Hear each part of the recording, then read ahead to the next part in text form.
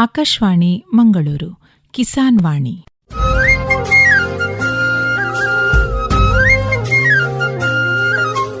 ಕಿಸಾನ್ ವಾಣಿ, ಕಿಸಾನ್ ವಾಣಿ, ಜೈ ಕಿಸಾನ್, ಜೈ ಕಿಸಾನ್, ಜೈ ಕಿಸಾನ್, ಕಿಸಾನ್ ವಾಣಿ.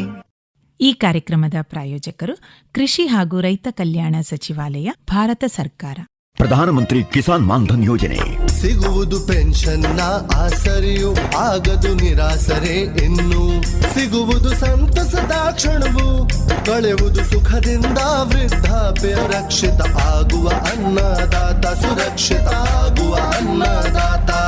ಪ್ರಧಾನಮಂತ್ರಿ ಕಿಸಾನ್ ಮಾನ್ಧನ್ ಯೋಜನೆಯಿಂದ ಲಘು ಮತ್ತು ಸಣ್ಣ ಹಿಡುವಳಿದಾರ ರೈತರ ಭವಿಷ್ಯವಾಗುತ್ತೆ ಸುರಕ್ಷಿತ. 60 ವರ್ಷ ವಯಸ್ಸಾದ ನಂತರ 3,000 ರೂಪಾಯಿಗಳ ಮಾಸಿಕ ಪೆನ್ಷನ್ ಖಚಿತ. 55ರಿಂದ 200 ರೂಪಾಯಿಗಳ ಮಾಸಿಕ ಶುಲ್ಕ ನೀಡಿ 18ರಿಂದ 40 ವರ್ಷ ತನಕ ರೈತರು ಪ್ರವೇಶಿಸಬಹುದು. ಈ ಅಂಶದಾನ ಯೋಜನೆಯಲ್ಲಿ ಸರ್ಕಾರ ನೀಡುತ್ತದೆ ಸಮಪಾಲು ಕೊಡುಗೆ. ಎಲ್ಲ ರೈತ ಬಾಂಧವರು ಈ ಸೇವೆಯ ಪ್ರಯೋಜನಕ್ಕಾಗಿ ಜನಸೇವಾ ಕೇಂದ್ರಕ್ಕೆ ಹೋಗಿ ಉಚಿತವಾಗಿ ತಮ್ಮ ಹೆಸರನ್ನು ನೋಂದಾಯಿಸಿಕೊಳ್ಳಿ. ಪ್ರಧಾನಮಂತ್ರಿ ಕಿಸಾನ್ ಮಾನ್ಧನ್ ಯೋಜನೆ ಅನ್ನದಾತರ ಪರಿಶ್ರಮಕ್ಕಾಗಿ ಈಗ, ಪೆನ್ಷನ್ನಿಂದ ಅವರ ಮನೆ ಸುರಕ್ಷಿತ. ಕೃಷಿ ಮತ್ತು ರೈತ ಕಲ್ಯಾಣ ಖಾತೆ ಭಾರತ ಸರ್ಕಾರದ ವತಿಯಿಂದ ಜನಹಿತಕ್ಕಾಗಿ ಜಾರಿ. ಕೃಷಿಕ ಬಾಂಧವರಿಗೆಲ್ಲ ನಮಸ್ಕಾರಗಳು. ಇಂದಿನ ಕಾರ್ಯಕ್ರಮದಲ್ಲಿ ಸ್ವಪ್ನ ಸೇಡಿಯಾಪು ಅವರೊಂದಿಗೆ ಕಾಳು ಮೆಣಸಿನ ಗಿಡ ಕಸಿ ಕಟ್ಟುವಿಕೆ ಈ ಕುರಿತು ಸಂದರ್ಶನ ಕೇಳೋಣ. ಸಂದರ್ಶಕರು ರಜನಿ ಭಟ್. ರೈತ ಬಾಂಧವರಿಗೆಲ್ಲ ನಮಸ್ಕಾರ. ಇವತ್ತು ನಾವು ಪುತ್ತೂರಿನ ಸೇಡಿಯಾಪುವಿನ ಸ್ವಪ್ನ ಇವರ ಮನೆಗೆ ಬಂದಿದ್ದೇವೆ. ಇವರದು ಕಾಳುಮೆಣಸು ಗಿಡಗಳಿಗೆ ಕಸಿ ಕಟ್ಟುವುದರಲ್ಲಿ ಎತ್ತಿದ ಕೈ. ಇವರ ಅನುಭವಗಳನ್ನು, ಇವರು ಯಾವ ರೀತಿಯಾದಂತಹ ಕಸಿ ಕಟ್ತಾರೆ, ಹೇಗೆ ಕಟ್ತಾರೆ, ಎಲ್ಲವುಗಳನ್ನು ಇವರಿಂದಲೇ ನಾವು ಕೇಳಿ ತಿಳ್ಕೊಳ್ಳೋಣ. ನಮಸ್ತೆ ಮೇಡಮ್, ಕಾರ್ಯಕ್ರಮಕ್ಕೆ ಸ್ವಾಗತ. ನಮಸ್ತೆ ಮೇಡಮ್, ಸಾಮಾನ್ಯವಾಗಿ ಕಾಳುಮೆಣಸು ಗಿಡಗಳನ್ನು ಎಲ್ಲರೂ ಕೃಷಿ ಮಾಡ್ತಾರೆ. ಹೆಚ್ಚಿನ ಕೃಷಿಕರು ಅಂತ ಹೇಳುವಾಗ ಕಾಳುಮೆಣಸು ಗಿಡ ಇದ್ದೇ ಇವೆ. ಆದರೆ ಕಾಳುಮೆಣಸು ಗಿಡ ಕಸಿ ಕಟ್ಟುವುದಂತೂ ಸ್ವಲ್ಪ ವಿಶೇಷ ಅಂತ ಹೇಳ್ಬೋದು. ಅದರಲ್ಲೂ ಮಹಿಳೆಯರಂತೂ ಕೇಳಿದ್ದು ಕಡಿಮೆ. ಈ ಕ್ಷೇತ್ರಕ್ಕೆ, ಈ ಕಸಿ ಕಟ್ಟುವ ಇದಕ್ಕೆ ಆಸಕ್ತಿ ಹೇಗೆ ಬಂತು? ಇದಕ್ಕೆ ಇಳಿಲಿಕ್ಕೆ ಕಾರಣ ಏನು? ನಮ್ಮದು ಮೊದಲು ಕೃಷಿ ಕುಟುಂಬವೇ, ಈಗ ಮದುವೆಯಾಗಿ ಬಂದದ್ದು ಕೃಷಿ ಕುಟುಂಬವೇ. ಹಾಗಾಗಿ ಕೃಷಿಯಲ್ಲಿ ನನಗೆ ಚಿಕ್ಕನಿಂದ ಆಸಕ್ತಿ ಉಂಟು. ಕಾಳುಮೆಣಸು ಕಸಿ ಕಟ್ಟುವುದು ಅಂತ ಹೇಳುದು ಕಾನ್ಸೆಪ್ಟ್ ನಮ್ಮಲ್ಲಿ ಶುರುವಾದ್ದು ಯಾಕೆ ಅಂತ ಹೇಳಿದ್ರೆ, ಕಾಳು ಮೆಣಸನ್ನು ಹಿಪ್ಪಲಿಗೆ ಕಸಿ ಕಟ್ಟಿ ನೆಡುವುದು ಅಂತ ಹೇಳುದು ಅಗತ್ಯ ಇರುವುದು ಎಲ್ಲಿ ಅಂತ ಹೇಳಿದ್ರೆ, ಈ ಮೊದಲು ಗದ್ದೆ ಆಗಿದ್ದಂತ ಜಾಗದಲ್ಲಿ ಗಿಡ ಹಾಕಿ ಅಡಿಕೆ ಬೆಳೆಸಿದಲ್ಲಿ ಮಳೆಗಾಲದಲ್ಲಿ ನೀರು ನಿಲ್ತದೆ. ಕಾಳು ಮೆಣಸನ್ನು ಡೈರೆಕ್ಟ್ ಆಗಿ ನೆಟ್ಟಾಗ ಅಲ್ಲಿ ಕೊಳೆ ರೋಗ ಬಂದು ಮಳೆಗಾಲದಲ್ಲಿ ತುಂಬಾ ಕಾಳು ಮೆಣಸಿನ ಗಿಡಗಳು ಸತ್ತು ಹೋಗ್ತದೆ. ಆವಾಗ ಅಂತ ಜಾಗಕ್ಕೆ ಕಾಳು ಮೆಣಸು ಬೆಳಿಲಿಕ್ಕೆ ಪರಿಹಾರ ಏನು ಅಂತ ಹೇಳಿ ರಿಸರ್ಚ್ ನಡೆದು ಅದಕ್ಕೆ ಈ ಹಿಪ್ಪಲಿಗೆ ಕಸಿ ಕಟ್ಟಿದ ಕಾಳು ಮೆಣಸಿನ ಗಿಡಗಳು ಪರಿಹಾರ ಅಂತ ಕಂಡುಕೊಂಡ ಕಾರಣ ಈ ಹಿಪ್ಪಲಿಗೆ ಕಾಳುಮೆಣಸು ಕಸಿ ಕಟ್ಟುವಂತ ಪ್ರಯೋಗಗಳು ನಡೀತಾ ಬಂದದ್ದು. ನಮ್ಮಲ್ಲಿ ಅಂದ್ರೆ ಸೇಡಿಯಪ್ಪಲ್ಲಿ 2019ರಿಂದ ನರ್ಸರಿಗಳಿಂದ ಕಾಳುಮೆಣಸು ಹಿಪ್ಪಲಿ ಕಸಿ ಕಟ್ಟಿದ ಕಾಳುಮೆಣಸಿನ ಗಿಡಗಳನ್ನು ತಂದು ನಡ್ತಾ ಬಂದಿದ್ದಾರೆ ಮನೆಯವರು. ನನಗೆ ತೋಟದಲ್ಲಿ ಹೀಗೆ ಹಿಪ್ಪಲಿ ಕಸಿ ಕಟ್ಟಿದ ಗಿಡಗಳಲ್ಲಿ ಕೆಳಗಿಂದ ಹಿಪ್ಪಲಿ ಚಿಗುರು ಬಂದದ್ದು ನೋಡಿ ಆಗುವಾಗ ನಾವೇ ಯಾಕೆ ಪ್ರಯತ್ನ ಪಡಬಾರದು ಅಂತ ಹೇಳುವ ಆಲೋಚನೆ ಬಂದು ಕಸಿ ಕಟ್ಟುವುದನ್ನು ಅಭ್ಯಾಸ ಮಾಡ್ಲಿಕ್ಕೆ ಶುರು ಮಾಡಿದ್ದು. ಮೇಡಮ್, ಈಗ ಸ್ವಲ್ಪ ನಿಮ್ಮ ಬಗ್ಗೆ ಹೇಳಿ. ಅಂದ್ರೆ ಈಗ ಕಾಳುಮೆಣಸು ಕಸಿ ಕಟ್ಟುವ ಇದು ಅಂದ್ರೆ ಸಂಪೂರ್ಣವಾಗಿ ಕೃಷಿಕರ, ಯಾವ ರೀತಿ ಇದಕ್ಕೆ ತೊಡಗಿಕೊಂಡ್ರಿ, ನಿಮ್ಮ ಹಿನ್ನೆಲೆ ಸ್ವಲ್ಪ ಹೇಳಿ. ನಾನು ಹುಟ್ಟಿದ್ದು ಸುಳ್ಯ ತಾಲೂಕಿನ ಮರ್ಕಂಜ ಗ್ರಾಮದಲ್ಲಿ. ಅಪ್ಪ ದೋಳ ಶಂಕರನಾರಾಯಣ ಶಾಸ್ತ್ರಿ ಅಂತ ಕೃಷಿ ಕುಟುಂಬ. ಒಂದು ಕಾಲದಲ್ಲಿ ಅಪ್ಪ ಒಂದು 30 ಕ್ವಿಂಟಾಲ್ವರೆಗೆ ಕಾಳುಮೆಣಸು ಬೆಳೆದಿದ್ರು. ಮದುವೆ ಆದ್ದು ಸೇಡಿಯಪ್ಪಿಗೆ ಜನಾರ್ದನ ಭಟ್ ಅಂತ ಮಾವ, ಚೈತ್ರನಾರಾಯಣ ಅಂತ ಗಂಡನ ಹೆಸರು. ಇದು ಕೂಡ ಕೃಷಿ ಕುಟುಂಬ. ತುಂಬಾ ಕೃಷಿಯಲ್ಲಿ ಆಸಕ್ತಿ ಇದ್ದ ಕಾರಣ, ಮನೆಯವರ ಸಪೋರ್ಟ್ ತುಂಬಾ ಇರುವ ಕಾರಣ ಕೃಷಿ ವಿಚಾರಗಳಲ್ಲಿ ಮನೆಯವರೊಂದಿಗೆ ಕೃಷಿ ವಿಚಾರಗಳನ್ನು ವಿನಿಮಯ ಮಾಡಿಕೊಳ್ಳುವ ಕಾರಣ ಆಸಕ್ತಿ ಬೆಳೀತಾ ಹೋಯ್ತು. ಮೇಡಮ್, ಇವಾಗ ನೀವು ಹೇಳಿದ್ರೆ ಹಿಪ್ಪಲಿ ಗಿಡ ಅಂದ್ರೆ ತಾಯಿ ಗಿಡ, ಮೂಲ ಗಿಡ ಏನು ಹಿಪ್ಪಲಿ ಗಿಡ. ಯಾಕೆ ಹಿಪ್ಪಲಿ ಗಿಡವನ್ನೇ ಆಯ್ಕೆ ಮಾಡ್ತಾರೆ? ಇದ್ರ ಬಗ್ಗೆ ಏನು ನಿಮ್ಮ ಅನುಭವ ಏನು? ಆಗ್ಲೇ ಹೇಳಿದ ಹಾಗೆ ಈ ಮಳೆಗಾಲದಲ್ಲಿ ನೀರು ನಿಲ್ಲುವ ಪ್ರದೇಶದಲ್ಲಿ ಕಾಳು ಮೆಣಸಿನ ಗಿಡ ಡೈರೆಕ್ಟ್ ನೆಟ್ಟಾಗ ಸಾಯುವ ಕಾರಣ ಅದಕ್ಕೆ ಪರಿಹಾರ ಕಂಡುಕೊಳ್ಬೇಕಿತ್ತು. ಅದಕ್ಕೆ ರಿಸರ್ಚ್ಗಳು ನಡೆದು ಯಾರೋ ಹಿಪ್ಪಲಿ ಗಿಡಕ್ಕೆ ನೀರು ಜಾಸ್ತಿ ಬೇಕು, ಮಳೆಗಾಲದಲ್ಲಿ ನೀರು ನಿಲ್ಲುವಂತ ತೋಟದಲ್ಲಿ ಹಿಪ್ಪಲಿ ಬದುಕ್ತದೆ, ಅದಕ್ಕೆ ಯಾವುದೇ ರೋಗ ಇಲ್ಲ. ಮತ್ತೆ ಕಸಿ ಕಟ್ಟಲಿಕ್ಕೆ ಕಾಳು ಮೆಣಸು ಮತ್ತೆ ಹಿಪ್ಪಲಿ ಒಂದಕ್ಕೊಂದು ಹೊಂದಿಕೊಳ್ತದೆ. ಸೈಂಟಿಫಿಕಲಿ ಅದು ಒಂದೇ ಫ್ಯಾಮಿಲಿಯ ಯಾವ ರೀಸನ್ ಅಂತ ಹೇಳೋದು ನನಗೆ ಗೊತ್ತಿಲ್ಲ. ಹಾಗಾಗಿ ಈ ಹಿಪ್ಪಲಿಗೆ ಕಾಳು ಮೆಣಸು ಕಸಿ ಕಟ್ಟಿದ್ದು ನರ್ಸರಿಗಳಲ್ಲಿ ಎಲ್ಲ ಮಾರುಕಟ್ಟೆಗೆ ಬರಲಿಕ್ಕೆ ಶುರುವಾಯಿತು. ಹಾಗೆ ನಮ್ಮಲ್ಲಿ ಕೂಡ ನರ್ಸರಿಯಿಂದ ತಂದು ನೆಡ್ಲಿಕ್ಕೆ ಶುರು ಮಾಡಿದಂಥದ್ದು. ಇವಾಗ ಕಸಿ ಕಟ್ಟುವ ವಿಚಾರಕ್ಕೆ ಬಂದ್ರೆ, ಯಾವ ರೀತಿಯಾದಂತಹ ಕಸಿ ಕಟ್ಟುವ ವಿಧಾನ ನಿಮ್ದು? ಯಾವ ರೀತಿ ಅದರಲ್ಲಿ ವರ್ಷ ಇಡೀ ನೀವು ಮಾಡ್ತೀರಾ? ಹೇಗಿದು? ಈ ಕಾಳು ಮೆಣಸು ಕಸಿ ಕಟ್ಟುವ ವಿಚಾರದಲ್ಲಿ ನಾನು ಯಾವುದೇ ಟ್ರೈನಿಂಗ್ ಪಡೆದು ಶುರು ಮಾಡಿದಂಥದ್ದಲ್ಲ. ಮೊದಲು ಒಂದೆರಡು ಮಾವಿನ ಗಿಡಗಳಿಗೆಲ್ಲ ಕಸಿ ಕಟ್ಟಿ ಸಕ್ಸಸ್ ಆದುಂಟು. ಆದ್ರೆ ಕಾಳು ಮೆಣಸಿಗೆ ಕಸಿ ಕಟ್ಟಬೇಕು ಅಂತ ಹೇಳುದು ತೋಟದಲ್ಲಿ ನೋಡಿಯೇ ಮನಸ್ಸಿಗೆ ಬಂದು ಶುರು ಮಾಡಿದಂಥದ್ದು. ಮೊದಲಿಗೆ ನಾನು ತೋಟದಲ್ಲಿ ಮರದ ಬುಡದಲ್ಲಿ, ಅಂದ್ರೆ ಕಾಳು ಮೆಣಸು ಇರುವ ಬುಡದಲ್ಲೇ ಹಿಪ್ಪಲಿ ಚಿಗುರು ಬಂದದ್ದಕ್ಕೆ ಅಲ್ಲಿಯೇ ಕಸಿ ಕಟ್ಟಲಿಕ್ಕೆ ಶುರು ಮಾಡಿದ್ದು. ಮೊದಲಿಗೆ ಒಂದು ಮಳೆಗಾಲ ಶುರುವಾಗಿತ್ತು, 15 ಕಸಿ ಕಟ್ಟಿದ್ರಲ್ಲಿ 7-8 ಸಕ್ಸಸ್ ಆಯಿತು. ಆ ಸಕ್ಸಸ್ ಆದಾಗ ಒಂದು ಇನ್ನು ಮಾಡಬೇಕು ಅಂತ ಹೇಳುವ ಹುಮ್ಮಸ್ಸು ಬರ್ತದೆ. ಮನೆಯಲ್ಲಿ ಅತ್ತೆ ಕೂಡ ನಿನ್ ತೋಟಕ್ಕೆ ಹೋಗುದಾದ್ರೆ ಹೋಗು, ಇಲ್ಲೆಲ್ಲೇ ಉಳಿದ ನಾನು ಮಾಡ್ತೇನೆ ಅಂತೇಳಿ ಸಪೋರ್ಟಿವ್ ಆಗಿರುವ ಕಾರಣ ಮರು ದಿವಸ ಹೋಗಿ ಇನ್ನಷ್ಟು ಕಸಿ ಕಟ್ಟುವ ಆ ತರ ಕಸಿ ಕಟ್ತಾ ಹೋದ್ದು. ಮತ್ತೆ ನನಗೆ ಕಸಿ ಕಟ್ಲಿಕ್ಕೆ ಒಂದಿಷ್ಟು ಯೂಟ್ಯೂಬ್ ವಿಡಿಯೋಗಳು ಹೆಲ್ಪ್ ಆದ್ದು ಹೌದು. ಮೊದ್ಲಿಗೆಲ್ಲ ನಾವು ಅಡಿಕೆ ಪತ್ರಿಕೆ, ಸುಜಾತ, ಮತ್ತೆ ಕೃಷಿ ಬಿಂಬ, ಮಧು ಪ್ರಪಂಚ, ಈ ತರದ ಕೃಷಿ ಪತ್ರಿಕೆಗಳನ್ನು ಓದಿ ಅದರಲ್ಲಿ ಇರುವ ಇನ್ಫಾರ್ಮೇಶನ್ ಗಳನ್ನು ಕಲೆಕ್ಟ್ ಮಾಡುದು, ಅಥವಾ ಆಕಾಶವಾಣಿಯಲ್ಲಿ ಬರುವಂತಹ ಕಾರ್ಯಕ್ರಮಗಳನ್ನು ಕೇಳುದು, ಟಿವಿಯಲ್ಲಿ ಬರುವಂತಹ ಕೃಷಿ ವಿಚಾರಗಳನ್ನು ನೋಡುದು. ಇಂಥದ್ರಿಂದ ಮಾತ್ರ ನಮಗೆ, ಅಥವಾ ಕೃಷಿ ಟೂರ್ ಹೋಗ್ಬೇಕು ಅಂತದ್ರಿಂದ ಮಾತ್ರ ನಮಗೆ ಇನ್ಫಾರ್ಮೇಶನ್ ಸಿಗ್ತಾ ಇತ್ತು. ಈಗ ಸೋಷಿಯಲ್ ಮೀಡಿಯಾ ಬಂದ ನಂತರ ಸೋಷಿಯಲ್ ಮೀಡಿಯಾದಲ್ಲಿ ಎಲ್ಲರೂ ಅವರವರು ಮಾಡಿದ್ದನ್ನು ಅಥವಾ ಇನ್ನೊಬ್ರು ಮಾಡಿದ್ದನ್ನು ತೋರಿಸುವಂತ ಚಾನೆಲ್ಗಳು, ಈ ತರ ಕೃಷಿ ವಿಚಾರಗಳಿಗೆ ಸಾಕಷ್ಟು ಅವಕಾಶಗಳು ಸಿಗ್ತಾ ಹೋದ ಕಾರಣ ಅದರಲ್ಲಿ ಸೋಷಿಯಲ್ ಮೀಡಿಯಾದಲ್ಲಿ ಧನಾತ್ಮಕವಾಗಿ ತಗೊಳ್ಳುವುದಾದ್ರೆ ನಮಗೆ ನಾವದನ್ನು ಹುಡುಕಿಕೊಂಡು, ಅಂದ್ರೆ ಯಾವುದು ನಿಜವಾದ್ದು ಸತ್ಯವಾದ್ದು ಅಂತ ಹುಡುಕಿಕೊಂಡು ನಮಗೆ ಬೇಕಾದನ್ನು ಆಯ್ಕೆ ಮಾಡಿಕೊಳ್ಬೇಕು. ಅದರಲ್ಲಿ ಸುಳ್ಳು ಇನ್ಫಾರ್ಮೇಶನ್ ಕೊಡುವಂತ ಎಷ್ಟೋ ವಿಡಿಯೋಗಳು ಬರ್ತದೆ, ಅದರಲ್ಲಿ ನಮಗೆ ಬೇಕಾದನ್ನು ಆಯ್ಕೆ ಮಾಡಿಕೊಳ್ಳುವುದು ನಮ್ಮ ಚಾಯ್ಸ್. ಅದು ಆ ಥರ ನಾನು ನೋಡಿ ಕಲಿತು ಕಸಿ ಕಟ್ಟಿದಂಥದ್ದು. ಮೊದಲಿಗೆ ನಾನು ಕಸಿ ಕಟ್ಟಿದ್ದು ಹಿಪ್ಪಲಿಯನ್ನು ವಿ ಕಟ್ ಮಾಡಿ ಕಾಳು ಮೆಣಸಿನ ಸಯಾನೆಯನ್ನು 2 ಬದಿ ಕೆತ್ತಿ ಕನೆಕ್ಟ್ ಮಾಡಿ ಕಟ್ಟಿದಂಥದ್ದು.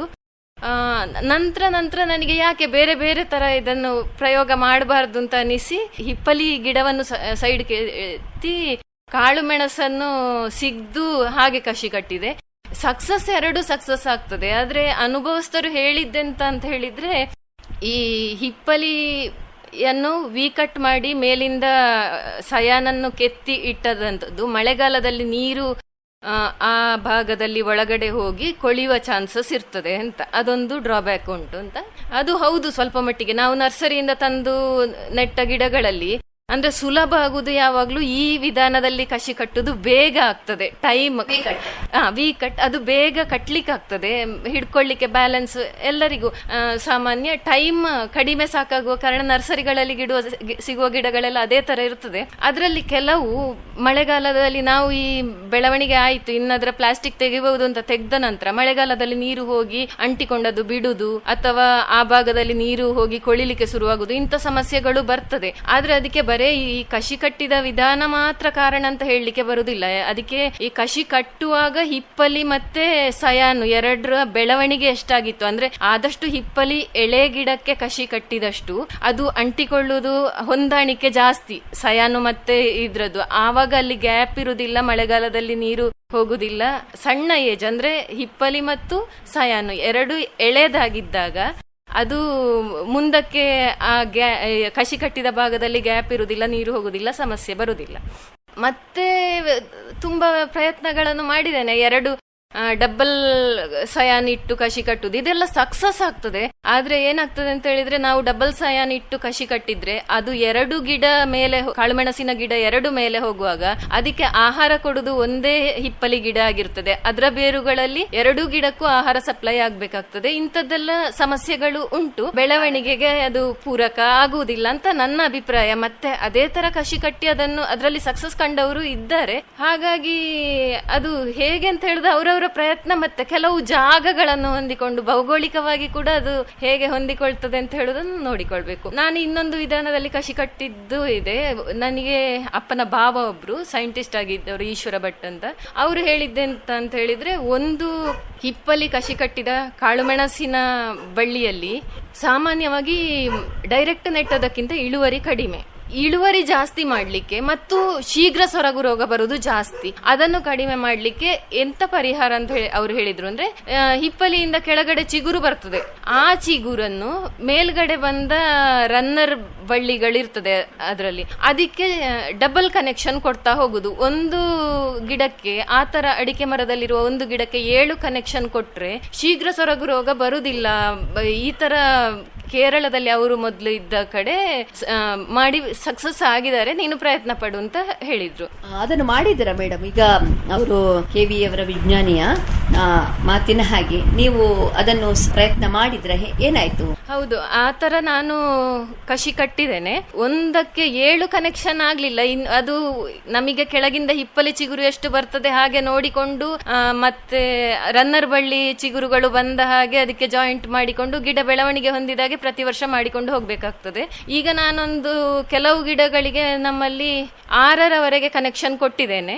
ಆ ತರ ಕನೆಕ್ಷನ್ ಕೊಡುದು ಕೂಡ ಒಂದು ಸವಾಲಿನ ವಿಷಯ ಅಂತ ಹೇಳಿದ್ರೆ, ಅದರಲ್ಲೂ ರನ್ನರ್ ಬಳ್ಳಿ ಹೆಚ್ಚು ಬೆಳೆದಿರಬಾರ್ದು, ಹಿಪ್ಪಲಿ ಕೂಡ ಜಾಸ್ತಿ ಬೆಳೆದಿರಬಾರ್ದು. ಜಾಸ್ತಿ ಬೆಳೆದದನ್ನು ಕಟ್ಟಿದ್ರೆ ಅದು ನಾವು 1 ವರ್ಷ ಕಳೆದಾದ್ರೆ ಪ್ಲಾಸ್ಟಿಕ್ ತೆಗೆಯುವಾಗ ಅದು ಬಿಡ್ತದೆ, ಹಿಡ್ಕೊಳ್ಳುದಿಲ್ಲ. ಅದು ಎರಡನ್ನು ಅದರ ಎಳೆ ರನ್ನರ್ ಬಳ್ಳಿ ಸಿಕ್ಕಿದಾಗ ಅದಕ್ಕೆ ಸರಿಯಾಗಿ ಹಿಪ್ಪಲಿ ಚಿಗುರು ಬಂದಿದ್ದಾಗ ಅದನ್ನು ಕಟ್ಲಿಕ್ಕೆ ಆಗ್ತದೆ. ಹಾ ಹೌದು, ಗಮನಿಸ್ತಾ ಇರ್ಬೇಕು. ಹಾಗೆ ಕಟ್ಟಿದ್ದು 5-6ರವರೆಗೆ ಕಟ್ಟಿದ್ದೇನೆ, ಸಕ್ಸಸ್ ಆಗಿದೆ. ಅದು ಆವಾಗ ಏನಾಗ್ತದೆ ಅಂತ ಹೇಳಿದ್ರೆ, ಕಾಳು ಮೆಣಸಿನ ಬಳ್ಳಿಗೆ ಈ ಎಲ್ಲಾ ಹಿಪ್ಪಲಿ ಗಿಡಗಳಿಂದ ಆಹಾರ ಸಪ್ಲೈ ಆಗ್ತದೆ, ಪೋಷಕಾಂಶಗಳು ಮೇಲೆ ಹೋಗುದು ಜಾಸ್ತಿ, ಅದರಿಂದಾಗಿ ರೋಗ ನಿರ್ವಹಣೆಯೂ ಆಗ್ತದೆ. ಮತ್ತೆ ಆದಷ್ಟು ಅದನ್ನು 1-2 ಫೀಟಿನಷ್ಟು ಹಿಪ್ಪಲಿ ಮೇಲೆ ಬರ್ಲಿಕ್ಕೆ ಬಿಟ್ಟು ಅಲ್ಲಿ ಕನೆಕ್ಟ್ ಮಾಡುದ್ರಿಂದ ಈ ಮಳೆಗಾಲದಲ್ಲಿ ಮಣ್ಣು ರಟ್ಟಿ ಕೊಳೆ ರೋಗ ಬರುದು ಅಂತದ್ರಿಂದ ಪರಿಹಾರ ಸಿಗ್ತದೆ. ಇದನ್ನ ಹೇಗೆ ವರ್ಷ ಇಡೀ ನೀವು ಮಾಡ್ತಾ ಇರ್ತೀರಾ? ಹೇಗೆ? ಮಳೆಗಾಲದಲ್ಲಿ ಮಾಡ್ಲಿಕ್ಕೆ ಆಗುದಿಲ್ಲ. ಆದಷ್ಟು ಈಗ ಕಾಳು ಮೆಣಸು ಕೊಯ್ದಾದ ನಂತರ ಈಗ ಒಂದು ರೀತಿ ಗಿಡ ಬಾಳಂತಿಯ ತರ ಇರ್ತದೆ ಕಾಳು ಮೆಣಸಿನ ಬಳ್ಳಿಗಳು. ಸಾಮಾನ್ಯ ಇನ್ನು 1.5 ತಿಂಗಳು 2 ತಿಂಗಳು ರೆಸ್ಟ್ ಕೊಡ್ಬೇಕು ಅದಕ್ಕೆ. ಮತ್ತೆ ಚಿಗುರ್ಲಿಕ್ಕೆ ಸ್ಟಾರ್ಟ್ ಆಗುವಾಗ ಕಸಿ ಕಟ್ಲಿಕ್ಕೂ ಶುರು ಮಾಡುದು. ಒಂದೊಂದು ಮಳೆ ಬಂದ್ರೆ ತೊಂದ್ರೆ ಇಲ್ಲ, ಜೋರು ಮಳೆ ಬರುವ ಮೊದಲು ಎಷ್ಟು ಕಸಿ ಕಟ್ಲಿಕ್ಕೆ ಸಾಧ್ಯ ಆಗ್ತದೋ ಅಷ್ಟು ತೋಟದಲ್ಲೇ ಕಸಿ ಕಟ್ಟುವುದನ್ನು ಮಾಡಿ ಮುಗಿಸುದು. ಪಲಿಯನ್ನು ತೊಟ್ಟೆಗೆ ಹಾಕಿ ನರ್ಸರಿಯಲ್ಲಿ ಮಾಡಿದ್ದನ್ನು ಅದನ್ನು ನಮ್ಮ ಸಮಯ ಇದ್ದಾಗ ಮಳೆ ನೀರು ಬೀಳದ ಹಾಗೆ ಸೋಲಾರ್ ಟರ್ಪಲ್ ನ ವ್ಯವಸ್ಥೆ ಎಲ್ಲ ಮಾಡಿಕೊಂಡು ನಮ್ಮ ಸಮಯ ಇದ್ದಾಗ ಮಾಡಿಕೊಳ್ಳುದು. ತೋಟದಲ್ಲೇ ಮಾಡುವ ಕೆಲಸವನ್ನು ಈ ಸೀಸನ್ ನಲ್ಲಿ ನೋಡಿಕೊಂಡು ಮಾಡುದು. ಈಗ ಸಾಮಾನ್ಯ ಎಳೆಯ ಕಾಳು ಮೆಣಸಿನ ಇದಾಗ್ಲಿ ಹಿಪ್ಪಲಿ ಎಳೆತಾಗಿರ್ಬೇಕು ಅಂತ ಹೇಳಿ, ಅದು ಎಲ್ಲಿಂದ ತಗೊಳ್ಬೇಕು? ಹೇಗೆ ತಗೊಳ್ತೀರಾ? ಆಯ್ಕೆ ಹೇಗೆ ಅದರದ್ದು? ಆಯ್ಕೆ ರನ್ನರ್ ಬಳ್ಳಿ ಅಂದ್ರೆ ಕಾಳು ಮೆಣಸಿನ ಗಿಡದ ಕೆಳಭಾಗದಲ್ಲಿ ಮಳೆಗಾಲದಲ್ಲಿ ರನ್ನರ್ ಬಳ್ಳಿ ಹುಟ್ಟಿಕೊಂಡು ಮೇಲೆ ಬೆಳೀತದೆ, ಅದನ್ನು ಕಸಿ ಕಟ್ಟಬಹುದು. ಮತ್ತೆ ಇನ್ನೊಂದು ಟಾಪ್ ಶೂಟ್ ಅಂದ್ರೆ ಮೇಲಿನ ತುದಿಯಲ್ಲಿ ಬರ್ತಾ ಇರುವಂತ ಚಿಗುರುಗಳು ಹಸಿರು ಇರುವ ಎಳೆ ಭಾಗದಿಂದ ತೆಗೆದು ಅದನ್ನು ಕೂಡ 2 ಗಂಟೆ ಅಥವಾ ಕೆಲವರು 1 ಗಂಟೆ ಇಟ್ಟು ಕಟ್ತಾರೆ, ಆದಷ್ಟು 2 ಗಂಟೆ ಇಟ್ಟು ತಗೊಂಡು ಅದನ್ನು ಕಸಿ ಕಟ್ಟುದು. ಬೆಳವಣಿಗೆ ಎರಡರದ್ದು ವ್ಯತ್ಯಾಸ ಉಂಟು. ರನ್ನರ್ ಬಳ್ಳಿಯನ್ನು ಅದು ನಾನು ನನ್ನ ಅನುಭವದಿಂದ ಕಂಡುಕೊಂಡದ್ದು ನೋಡಿ. ರನ್ನರ್ ಬಳ್ಳಿಯನ್ನು ಕಸಿ ಕಟ್ಟಿದ್ರೆ ರನ್ನರ್ ಬಳ್ಳಿ ಉದ್ದ ಬೆಳ್ಕೊಂಡು ಹೋಗ್ತದೆ. 1 ವರ್ಷ ಕಳೆದ ನಂತರ ಅದರಲ್ಲಿ ಈಲ್ಡ್ ಕೊಡುವ ಅಡ್ಡಗೆಲ್ಲುಗಳು ಬೆಳಿಲಿಕ್ಕೆ ಸ್ಟಾರ್ಟ್ ಆಗ್ತದೆ. ನಂತರವೇ ಈಲ್ಡ್ ಕೊಡ್ಲಿಕ್ಕೆ ಶುರುವಾಗುವಂತದ್ದು. ಅದು ಮರಕ್ಕೆ ಅಂಟುವ ಸ್ವಭಾವ ಸ್ವಲ್ಪ ಕಡಿಮೆ. ಟಾಪ್ ಶೂಟ್ ಅನ್ನು ತೆಗೆದು ನೀವು ಕಸಿ ಕಟ್ಟಿದ್ರೆ ಅದರಲ್ಲಿ ಗಿಡ ಬಳ್ಳಿ ಬೆಳೆಯುವ ಜೊತೆಗೆ ಈಲ್ಡ್ ಕೊಡುವ ಗೆಲ್ಲುಗಳು ಪ್ರತಿ ಗಂಟಲ್ಲಿ ಬೆಳೀತಾ ಹೋಗ್ತದೆ. ಈಲ್ಡ್ ಹೂ ಬಿಡುವ ಸಮಯದಲ್ಲಿ ಅಲ್ಲಿಂದ ಗೆರೆ ಬಿಡ್ಲಿಕ್ಕೆ ಸ್ಟಾರ್ಟ್ ಅದು ರನ್ನರ್ ಬಳ್ಳಿ ಮತ್ತೆ ಟಾಪ್ ಶೂಟ್ ತೆಗೆದು ಎರಡರ ವ್ಯತ್ಯಾಸ. ಮತ್ತೆ ಇನ್ನೊಂದೆಂತ ಅಂತ ಹೇಳಿದ್ರೆ, ಟಾಪ್ ಶೂಟ್ ತೆಗೆದು ನೀವು ಕಸಿ ಕಟ್ಟಿದ್ರೆ ಅದಕ್ಕೆ ಮರಕ್ಕೆ ಅಂಟಿಕೊಂಡು ಹೋಗುವ ಸ್ವಭಾವ ಮೊದಲಿಂದಲೇ ಇರ್ತದೆ. ರನ್ನರ್ ಬಳ್ಳಿಯನ್ನು ನೀವು ತೆಗೆದು ಕಸಿ ಕಟ್ಟಿದ್ರೆ ಸಕ್ಸಸ್ ರೇಟ್ ಜಾಸ್ತಿ. ಆದ್ರೆ ಎಂತ ಅಂತ ಹೇಳಿದ್ರೆ ಅದು ಮೇಲೆವರೆಗೆ ಹಬ್ಬಿದ ನಂತರವೇ ಅದರಲ್ಲಿ ಈಲ್ಡ್ ಕೊಡುವ ಅಡ್ಡಗೆಲ್ಲುಗಳು ಬರ್ಲಿಕ್ಕೆ ಶುರು ಆಗ್ತದೆ. ಸಪೋರ್ಟ್ ಸಹ ಬೇಕಾಗಬಹುದಲ್ಲ? ಹೌದು, ಅದಕ್ಕೆ ಪ್ರತಿ ಗಂಟೆಗೆ 1 ಫೀಟಿಗೊಂದು ಬಳ್ಳಿ ಕಟ್ತಾ ಹೋಗ್ಬೇಕು. ಇಲ್ಲ ಅಂತ ಹೇಳಿದ್ರೆ ಅದು ಜರಿ ಬಳ್ಳಿಯಾಗಿ ಕನ್ವರ್ಟ್ ಆಗುವ ಚಾನ್ಸ್ ಜಾಸ್ತಿ. ಇವೆರಡಲ್ಲಿ ನಿಮ್ಮ ಆಯ್ಕೆ ಯಾವುದು? ಆದಷ್ಟು ಟಾಪ್ ಶೂಟ್ ತೆಗೆದು ಕಸಿ ಕಟ್ಟುದೇ ನನ್ನ ಆಯ್ಕೆ. ಪ್ರತಿ ಬಾರಿ ನಮಗೆ ಟಾಪ್ ಶೂಟ್ ತೆಗೆಯುವುದು ಕಷ್ಟ. ಅಂತ ಸಂದರ್ಭದಲ್ಲಿ ರನ್ನರ್ ಬಳ್ಳಿಗಳನ್ನು ಕಸಿ ಕಟ್ಟುದು ಉಂಟು. ಹಿಪ್ಪಲಿ ಅಲ್ಲದೆ ಬೇರೆ ಯಾವುದಾದ್ರೂ ಮೂಲ ಗಿಡದ ಇದರಲ್ಲಿ ಪ್ರಯೋಗ ಮಾಡಿದ್ದೀರಾ? ಅದೊಂದು ಮಾಡಿದ್ದೇನೆ. ಯಾಕೆ ಬೇರೆದ್ರಲ್ಲಿ ಪ್ರಯತ್ನ ಪಡಬಾರ್ದು ಅಂತ ಹೇಳುವ ಆಲೋಚನೆ ಜಾಸ್ತಿ ಬರ್ತದೆ. ಆವಾಗ ನಮ್ಮ ತೋಟದಲ್ಲಿ ಈ ಸೇಲಂ ವೀಳ್ಯದ ಎಲೆ ಬಳ್ಳಿಗಳು ತುಂಬಾ ಅಡಿಕೆ ಮರಗಳಿಗೆ ಹಬ್ಬಿಕೊಂಡು ಉಂಟು. ಹಾಗೆ ಅದಕ್ಕೆ ಒಂದು ದಿವಸ ಕೆಲವು ಸಯಾನುಗಳನ್ನು ಸೇಲಂ ಬಳ್ಳಿಗೆ ಕಸಿ ಕಟ್ಟಿದೆ. ಒಂದು 15 ಕಟ್ಟಿದ್ರಲ್ಲಿ ನನಗೆ ಒಂದೇ ಸಕ್ಸಸ್ ಆದ್ದು. ಅದು ಕೂಡ ಮದರ್ ಪ್ಲಾಂಟ್ ಆಗಿ 2 ಕಡ್ಡಿಗಳನ್ನು ತಗೊಂಡು ಅದಕ್ಕೆ ಒಂದು ಸಾಯನನ್ನು ಕಟ್ಟಿದ್ದೇನೆ. ಅದು ಸಕ್ಸಸ್ ಆಯಿತು. ಅದು ಒಂದು 5-6 ಎಲೆಗಳಷ್ಟು ಕಾಳು ಮೆಣಸು ಬೆಳೆದಿದೆ. ಅದರ ಬೆಳವಣಿಗೆ ಹೇಗೆ ಆಗ್ತದೆ, ಈಲ್ಡ್ ಹೇಗೆ ಕೊಡ್ತದೆ ಅಂತ ಹೇಳುದನ್ನು ಮುಂದೆ ನೋಡಬೇಕು. ಇದುವರೆಗೆ ಸಾಮಾನ್ಯ ಎಷ್ಟು ಗಿಡಗಳನ್ನು ಕಸಿ ಮಾಡಿದಿರಿ, ಎಷ್ಟು ಸಕ್ಸಸ್ ಆಗಿದೆ ಅದರಲ್ಲಿ? ಆ ತರ ಲೆಕ್ಕ ಇಡ್ಲಿಲ್ಲ. ನಾನು ಅಂದ್ರೆ ನರ್ಸರಿ ಮಾಡಿ ಅದರಲ್ಲಿ ಕಸಿ ಕಟ್ಟಿದ್ದಕ್ಕಿಂತ ತೋಟದಲ್ಲಿ ಕಟ್ಟಿದ್ದೆ ಜಾಸ್ತಿ. ಅಲ್ಲಿ ಕಸಿ ಕಟ್ಟುವಾಗ ಕಟ್ ಮಾಡಿ ತೆಗ್ದಂತ ಹಿಪ್ಪಲಿಯನ್ನು ಅಲ್ಲೇ ಖಾಲಿ ಇರುವ ಇನ್ನೊಂದು ಅಡಿಕೆ ಮರಕ್ಕೆ ಊರ್ತೇನೆ. ಅದು ಅಲ್ಲಿ ಚಿಗುರಿ ಅಲ್ಲಿ ಬೆಳೆದಾಗುವಾಗ ಅಲ್ಲೇ ಕಸಿ ಕಟ್ತೇನೆ. ಹಾಗಾಗಿ ಲೆಕ್ಕ ಇಡ್ಲಿಲ್ಲ. ಆದ್ರೂ ಒಂದು 2000ದಷ್ಟು ಕಟ್ಟಿರ್ಬಹುದು. ಎಲ್ಲ ಸಕ್ಸಸ್ ಆಗಿದೆ ಇಷ್ಟು 2000ದಲ್ಲಿ? ಇಲ್ಲ, ಕೆಲವು ಸೀಸನ್ ಅಲ್ಲಿ ಅದೇ 90 ಕಸಿ ಕಟ್ಟಿದಾಗ 80 ಸಕ್ಸಸ್ ಆದ್ದು ಉಂಟು ಒಂದು ದಿವಸದಲ್ಲಿ. ಅದು ಸೀಸನ್ ಅನ್ನು ಹೊಂದಿಕೊಂಡು ವ್ಯತ್ಯಾಸ ಆಗ್ತದೆ. ತುಂಬಾ ಈ ಬಳ್ಳಿ ಚಿಗುರುವ ಟೈಮ್ ಅಲ್ಲಿ ಆದ್ರೆ ಕಟ್ಟಿದ್ದೆಲ್ಲ ಬೇಗ 15 ದಿವಸದಲ್ಲಿ ಚಿಗುರು ಬಂದ ಆಗ್ತದೆ. ಆಫ್ ಸೀಸನ್ ಅಲ್ಲಿ ಆದ್ರೂ ಕಟ್ಟುವ ಅಂತ ಹೇಳಿ ಕಟ್ಟಿದ್ರೆ ಅದೊಂದು ಸ್ವಲ್ಪ ವೆಯ್ಟ್ ಮಾಡಿ ಒಂದು 25-30 ಒಂದು ತಿಂಗಳಲ್ಲಿ ಚಿಗುರು ಬಂತು ಅಂತ ಚಿಗುರುವಂತದ್ದು ಉಂಟು, ಕೆಲವು ಕೊಳ್ತು ಹೋಗುವಂತದ್ದು ಉಂಟು. ಇವಾಗ ನೀವು ಏನು ಕಸಿ ಕಟ್ತೀರಲ್ಲ, ಅದರಲ್ಲಿ ತಳಿಗಳ ಆಯ್ಕೆ ಮುಖ್ಯವಾಗಿರ್ತದ ಹೇಗೆ? ತಳಿಗಳ ಆಯ್ಕೆ ನಿಜವಾಗಿ ಮುಖ್ಯ. ಆದ್ರೆ ನಾನು ಈಗ ಅದರ ಬಗ್ಗೆ ಅಷ್ಟು ಗಮನ ಕೊಡ್ತಾ ಇಲ್ಲ.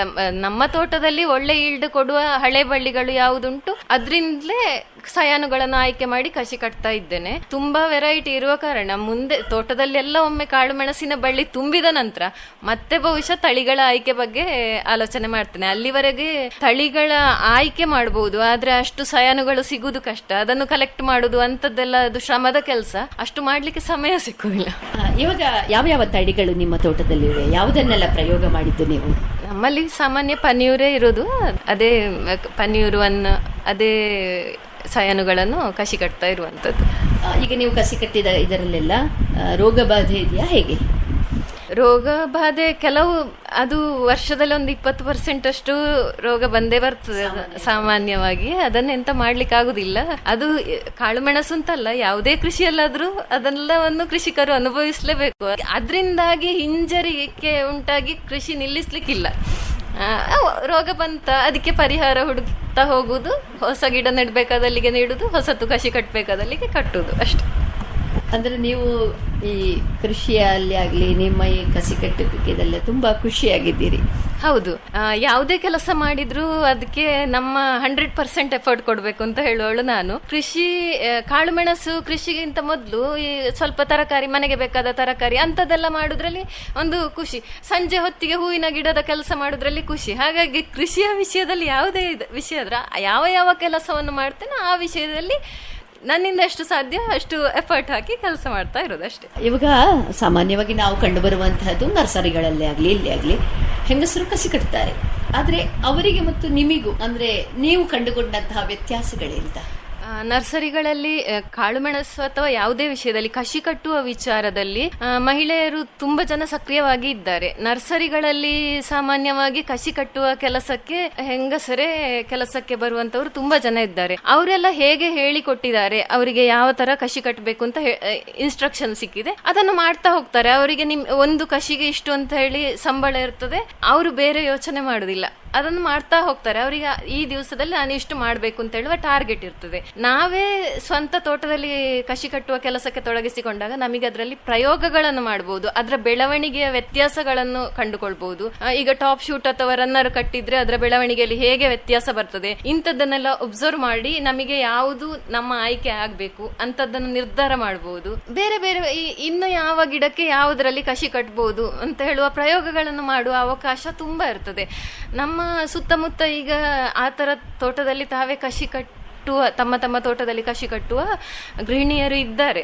ಅದು ಕೃಷಿ ಮನೆಗಳಲ್ಲಿ ಗೃಹಿಣಿಯರು ಈ ತರ ಕಸಿ ಕಟ್ಟುವುದು, ಇಂಥ ತಮ್ಮಿಂದ ಆಗುವ ಕೆಲಸದಲ್ಲಿ ಮನೆಯ ಕೆಲಸ ಆದ ನಂತರ ಫ್ರೀ ಟೈಮಲ್ಲಿ ಸಮಯ ಕೊಡೋದ್ರಿಂದ ಅದು ಒಂದು ರೀತಿ ಇಲ್ಲ ಅಂತ ಹೇಳಿದ್ರೆ ಈ ಕಸಿ ಕಟ್ಟುವ ಕೆಲಸಕ್ಕೆ ಅಂತಲೇ ವರ್ಷದಲ್ಲಿ ಒಂದಿಬ್ಬರನ್ನು ಬರೆಸಿ ಆ ಸೀಸನ್ ಅಲ್ಲಿ ಕಸಿ ಕಟ್ಟಿ ಆ ತರ ಹೋಗ್ಬೇಕಾದ ಕೃಷಿ ಮನೆಗಳಲ್ಲಿ ಗೃಹಿಣಿಯರು ಈ ತರ ಒಂದು ಗಮನ ಹರಿಸಿದಾಗ ಒಂದಿಷ್ಟು ಕೃಷಿಯ ಖರ್ಚುಗಳ ಹೊರೆಯನ್ನು ಕೂಡ ಕಡಿಮೆ ಮಾಡ್ತದೆ ಅಂತ ಹೇಳಿ ನನ್ನ ಅಭಿಪ್ರಾಯ. ಒಂದಿಷ್ಟು ಮಹಿಳೆಯರು ಈ ವಿಷಯದಲ್ಲಿ ತೊಡಗಿಸಿಕೊಂಡಾಗ ಅವರದ್ದೇ ಒಂದು ಗ್ರೂಪ್ ಆಗ್ತದೆ, ಒಂದಿಷ್ಟು ವಿಚಾರ ವಿನಿಮಯ ಮಾಡಿಕೊಳ್ಳಿಕ್ಕಾಗ್ತದೆ, ಹೊಸತೇನೋ ಒಂದು ಕಂಡುಕೊಳ್ಳಿಕ್ಕಾಗ್ತದೆ.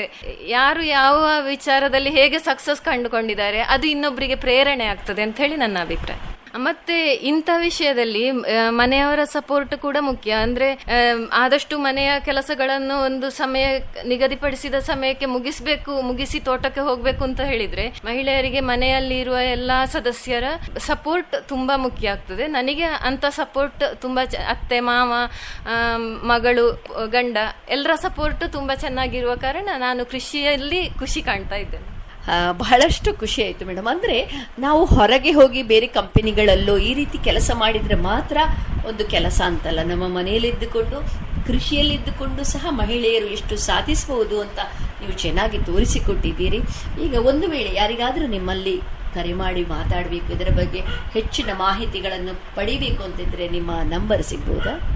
ಹಾ, ಖಂಡಿತ ಕರೆ ಮಾಡಿ ಮಾತಾಡ್ಬೋದು. ಸಂಜೆ 7 ನಂತರ ಬಹುಶಃ ವಾಟ್ಸಪ್ ಕಾಲಿಗೆ ನಾನು ಸಿಗ್ತೇನೆ. ನಮ್ಮ ಮನೆಯೊಳಗೆ ರೇಂಜ್ ಸಿಗದ ಕಾರಣ ವಾಟ್ಸಪ್ ಕಾಲಿಗೆ ಸಿಗ್ತೇನೆ. ನಂಬರ್ 6360373940. ಇನ್ನೊಮ್ಮೆ 6360373940.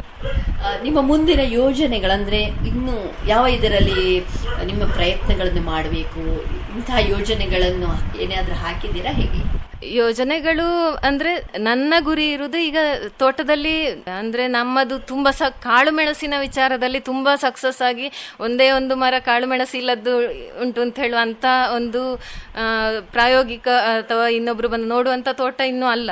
ಕಾಳು ಮೆಣಸು ಇರುವ ಭಾಗದಲ್ಲಿ ಕಾಳು ಮೆಣಸು ಉಂಟು, ಕೊಕ್ಕೋ ಇರುವ ಭಾಗದಲ್ಲಿ ಕೊಕ್ಕೋ ಉಂಟು. ಆದ್ರೆ ನನ್ನ ಒಂದು ಕನಸು ಉಂಟು, ತೋಟದಲ್ಲಿ ಇರುವ ಎಲ್ಲಾ ಮರಗಳು ಅಂದ್ರೆ ನಮ್ಮ ಅಲ್ಲಿ ಏನೇನು ಮರಗಳು ಕಾಳು ಮೆಣಸು ಬಿಡುವ ಬಳ್ಳಿಯನ್ನು ಬೆಳೆಸುವ ಅವಕಾಶ ಇರುವ ಯಾವ ಯಾವ ಮರಗಳುಂಟು ಅದೆಲ್ಲಾ ಮರಗಳಲ್ಲಿ ಕಾಳು ಮೆಣಸಿನ ಬಳ್ಳಿ ಇರುವ ಹಾಗೆ ಆಗ್ಬೇಕು ಅಂತ ಹೇಳುವ ಒಂದು ಕನಸುಂಟು. ಅದಕ್ಕೆ ಬೇಕಾಗಿ ನನ್ನ ಪ್ರಯತ್ನ ಅಷ್ಟೇ. ಬಹಳಷ್ಟು ಸಂತೋಷ ಮೇಡಮ್. ಕೇಳಿದ್ರಲ್ಲ ರೈತ ಮಿತ್ರರೇ, ಮಹಿಳೆ ಕೃಷಿಯನ್ನು ಎಷ್ಟು ಪ್ರೀತಿಸಿದ್ರೆ ಅದರಲ್ಲಿ ಖುಷಿ ಸಿಗ್ತದೆ ಅಂತ ಹೇಳಿ. ನಮಗೆ ಇದುವರೆಗೆ ಕಾಳು ಮೆಣಸಿನ ಗಿಡವನ್ನು ಕಸಿ ಕಟ್ಟುವುದರಲ್ಲಿ ಎತ್ತಿದ ಕೈಯಾದಂತಹ ಸ್ವಪ್ನ ಸೇಡಿಯಾಪು ಇವರು ಮಾಹಿತಿಗಳನ್ನು, ಅನುಭವಗಳನ್ನು ನಮ್ಮೊಂದಿಗೆ ಬಹಳಷ್ಟು ಮಾತನಾಡಿದ್ರು. ಅವರೆಲ್ಲ ಕನಸುಗಳು ಈಡೇರಲಿ, ನನಸಾಗಲಿ ಎಂದು ಹಾರೈಸ್ತಾ ಇಂದಿನ ಈ ಕಾರ್ಯಕ್ರಮವನ್ನು ಮುಗಿಸ್ತಾ ಇದ್ದೇವೆ. ಮೇಡಮ್, ಕಾರ್ಯಕ್ರಮಕ್ಕೆ ಇದುವರೆಗೆ ನಮ್ಮ ಜೊತೆ ತಮ್ಮ ಅನುಭವಗಳನ್ನು ಹಂಚಿಕೊಂಡದಕ್ಕೆ ಧನ್ಯವಾದಗಳು. ಧನ್ಯವಾದಗಳು, ನನಗೂ ತುಂಬಾ ಖುಷಿ ಆಯಿತು. ಇದುವರೆಗೆ ಸ್ವಪ್ನ ಸೇಡಿಯಾಪು ಅವರೊಂದಿಗೆ ಕಾಳು ಮೆಣಸಿನ ಗಿಡ ಕಸಿ ಕಟ್ಟುವಿಕೆಯ ಅನುಭವಗಳನ್ನ ಕೇಳಿದಿರಿ. ನಡೆಸಿಕೊಟ್ಟವರು ರಜನಿ ಭಟ್. ಈ ಕಾರ್ಯಕ್ರಮದ ನಿರ್ದೇಶನ PV ಪ್ರಶಾಂತ್ ಕುಮಾರ್. ಸರ್ವಶ್ರೇಷ್ಠ ರೈತನ ಬಹುಮಾನ ದೊರೆಯುತ್ತದೆ ಹರಿಯಣ್ಣಗೆ. ಇದು ಎಲ್ಲಿವರೆಗೆ ನಿಮ್ಮ ಸಫಲತೆಯ ಗುಟ್ಟಿನ ಹೇಳಿ. ನನ್ನ ರೈತ ಬಾಂಧವರೇ, ಈಗ ನೀವು ಸಹ ಉತ್ತಮ ಬೆಳೆಯನ್ನು ಬೆಳೆಯಬಹುದು. ಅದು ಹೇಗೆ? ಹೇಗೆಂದ್ರೆ ಯಾವಾಗ ಯಾವುದೇ ಸಮಸ್ಯೆ ಬಂದಲ್ಲಿ ತಕ್ಷಣ 1-800-1801-555 ಕರೆ ಮಾಡಿ. ಇದು ಯಾರ ನಂಬರ್ ಅಣ್ಣ? ರೈತರ ಕಾಲ್ ಸೆಂಟರ್ದು. ಇಲ್ಲಿ ಕೃಷಿಯ ಎಲ್ಲಾ ಸಮಸ್ಯೆಗಳಿಗೆ ವಿಶೇಷಜ್ಞರು ಉತ್ತರ ಹೇಳ್ತಾರೆ. ಅಲ್ಲಣ್ಣ, ವಿಶೇಷಜ್ಞರು ಅಲ್ಲಿ ಯಾವಾಗೂ ಕೂತಿರ್ತಾರೇನು? ಕೂತಿರ್ತಾರಣ್ಣ. ವರ್ಷದ 365 ದಿನಾಲೂ ಸಿಗ್ತಾರೆ. ಅದು ಸಹ ಬೆಳಗಿನ ಜಾವ 6ರಿಂದ ರಾತ್ರಿ 10 ಗಂಟೆವರೆಗೂ. ಆದ್ರಣ್ಣ, ಬಳತ್ತಿನವರೆಗೆ ಮಾತಾಡಿದ್ರೆ ದುಡ್ಡು ಹೆಚ್ಚತ್ತಲ್ವಾ? ಯಾವ ಖರ್ಚು ಇಲ್ಲ.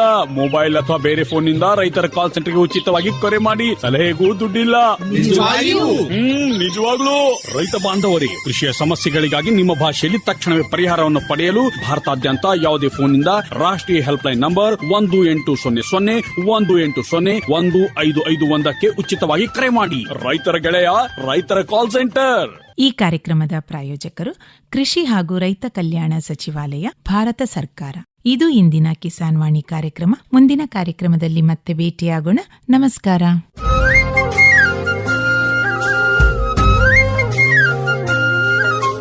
ಕಿಸಾನ್ ವಾಣಿ, ಕಿಸಾನ್ ವಾಣಿ, ಜೈ ಕಿಸಾನ್, ಜೈ ಕಿಸಾನ್, ಜೈ ಕಿಸಾನ್, ಕಿಸಾನ್ ವಾಣಿ.